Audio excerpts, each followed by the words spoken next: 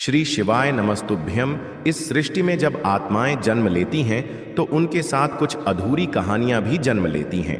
कुछ रिश्ते अधूरे रह जाते हैं, कुछ वादे अधूरे, और कुछ मोह इतने गहरे होते हैं कि आत्मा स्वयं मुक्त नहीं हो पाती। आज की कहानी केवल एक कहानी नहीं है, यह एक चेतावनी है, यह एक संदेश है।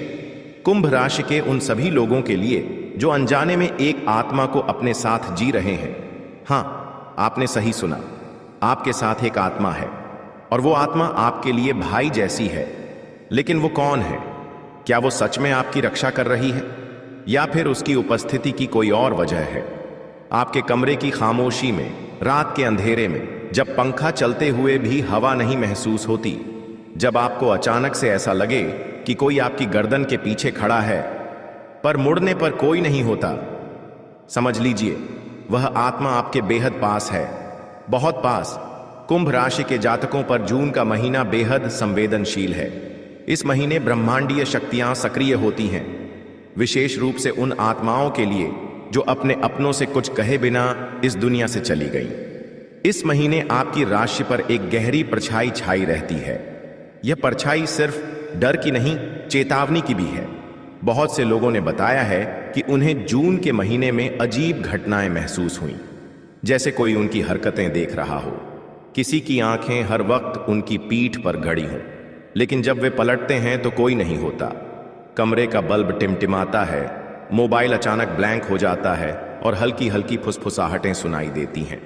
ये सब महज संयोग नहीं है।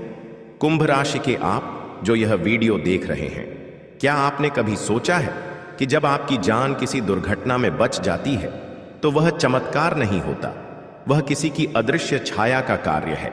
वह आत्मा जो आपके साथ है, भाई की तरह, वह हर बार आपकी जान बचाती है। लेकिन क्यों? उस आत्मा को क्या चाहिए? वह आत्मा जो अब केवल ऊर्जा का रूप है, कभी आपके जीवन का हिस्सा थी। शायद वो आपका भाई था जो बचपन में चला गया, या कोई ऐसा दोस्त जो आपसे हर रात साझा करता था और एक दिन बिना कुछ कहे चला गया।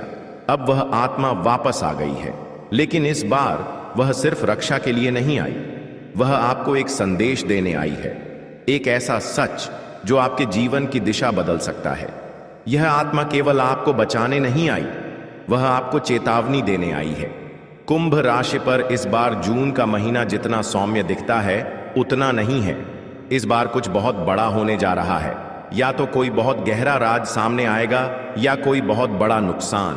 और यही कारण है कि वह आत्मा अभी से आपके आसपास मंडरा रही है। आप उसे नहीं देख सकते, लेकिन आप उसकी उपस्थिति महसूस कर सकते हैं।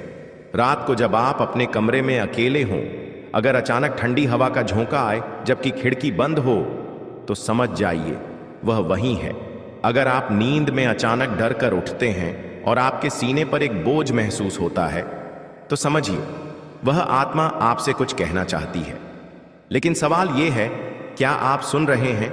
कुंभ राशि के जातकों को हमेशा से अलग दृष्टि मिली है।